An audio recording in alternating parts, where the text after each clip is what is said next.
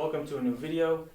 First and foremost, I want to thank my friend for providing me these items so I can do a product review for y'all, and let's get into it. Thanks, buddy. So, what I got for you today as a title, if you've seen the title, you probably know.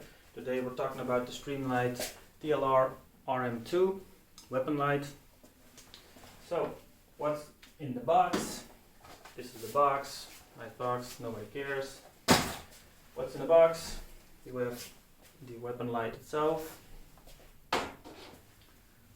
You have the pressure pad.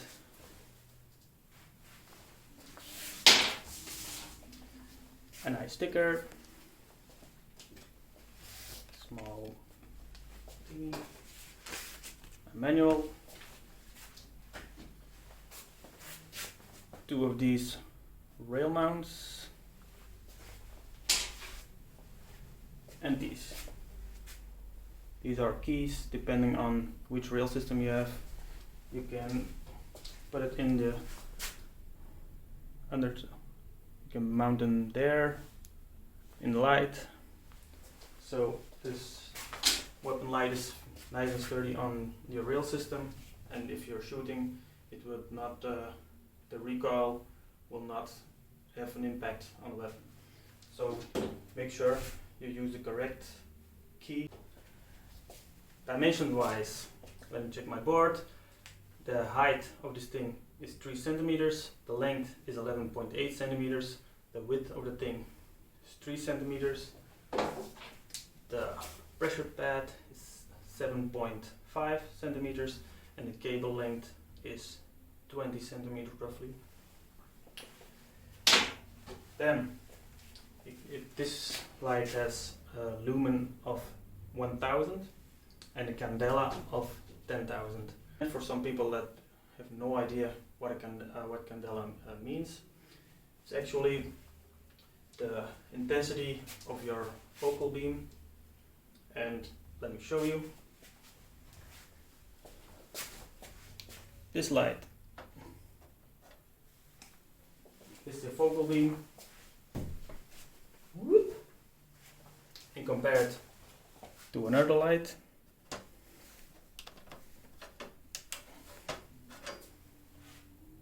There's the focal beam in the middle, but this thing has a larger cone. So this is your cone, this is your focal beam. And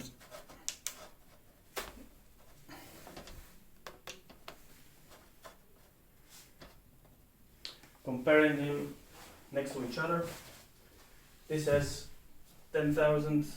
A candela of 10,000, and this one is 22,000.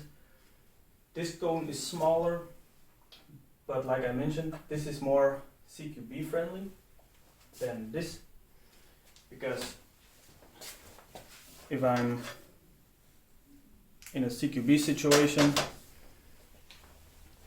I don't always want to point my weapon straight up. I want to take a view of the room, and if I want to blind with the other light with a smaller focal beam my opponent, let's say, I always have to aim my weapon up in the enemy's face so I can blind them. With this, I do not. So I can keep my weapon lower so the enemy is blinded faster. This does have a smaller cone than the other one, and the range of this particular RM2 is 200 meters. The other one has a larger cone. The other light that I showed you here on the wall, but its focal beam is smaller, so this thing shines further. Let's say if you are in a forest, this beam would go way deeper into the forest. So let's talk about umbrella lighting. So if you're in a room with your team, and let's say you need some light to look at your, let's say, map or something, you don't want to use the light and cast a shadow of your complete team. So what you do is you point your light up, turn the light on, the light bounces to the ceiling, comes back, and you do not cast a shadow over your whole team. This thing does this extremely well. Let's give you a demonstration. So you're in a room. Oh, I need some light. Oh, shadows, shadows. Enemy can see my whole team. So what you do, point it up. Pew. And you have light in your room. Very nice. It works perfectly with this thing. So how do you use this thing? You have a pressure pad. Let's get into the light itself first. You have a button. This is the button. You can do it two ways. Press once and release, and the light stays on. Press it again, turns off. Or you press and hold, and the light goes on. And when you release, the light turns off. Or you insert the cable. Nice click, solid click. And exactly the same. Press once, light turns on. Press again, light turns off. Or you keep it pressed, light turns on. Release it, light turns off. Nice, easy. Also comes with zip ties and 3M tape for the pressure pad. Forgot to mention. Very important, 2 zip ties and 3M tape. But next, this thing also has a strobe function. But like you see, it does not strobe or anything. So there is a certain way you can activate the strobe function. How you do it? You press 9 times quickly. 9 presses, tip, tip, tip, tip, tip, and hold. The 10th time you press the button, you hold it. The strobe will activate, and when the strobe stops, when the light goes off, then it's activated. So you can also use a strobe function. Very nice. How you disable it again? Exactly the same. 9 quick presses and hold the 10th. When the light goes off again, it's disabled. It's easy as that.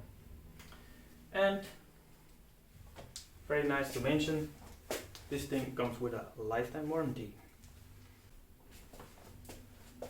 Mounting wise, so where do you gonna put this thing on your weapon? First and foremost, this thing will not go on your sidearm, because if you see, the mounting point is here and the tail is pretty long, so this will not, I repeat, not go on your sidearm. But where you want to mount this, you mount this here, mount it there, mount it here, there. So what's the ideal situation? Most people would maybe say here. It's easy, quick to access with your thumb, but I would recommend use this. But the best scenario is on top or below. Why not to the side? Let's say you're buying a room, you're buying, and if the enemy is looking directly into the door or corner that you're buying, it's not the first thing they want to see is your light. The first thing they want to see is your barrel. If they see you, they're gone. That's the whole point.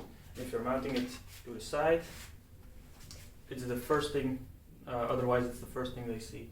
Mounting it to the other side of the gun is also not ideal, because let's say you're buying again and your barrel is pointing in the room, but your light is not, and you want to shine a light, you have no light in the room.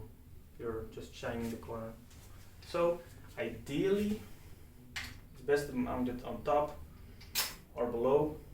And where you want to put it, you want to put it here, here, or there. Yeah, it's obvious that you don't want to mount it here, because lots of light will be lost against the rifle. So you want to mount it as far as possible to the front, but keep in mind, some people, their muzzles are closer to the rail system, so you don't want to bust this light up with your muzzle. So yeah, do consider that if you're shooting real guns and not airsoft.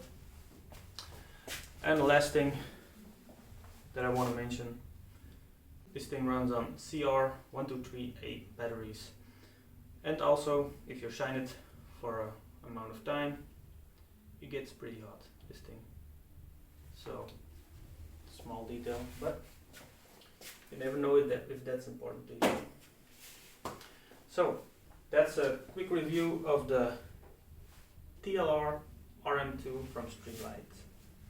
Hope you enjoyed the video, and if you like the content, maybe consider subscribing. So, thanks for watching. Bye.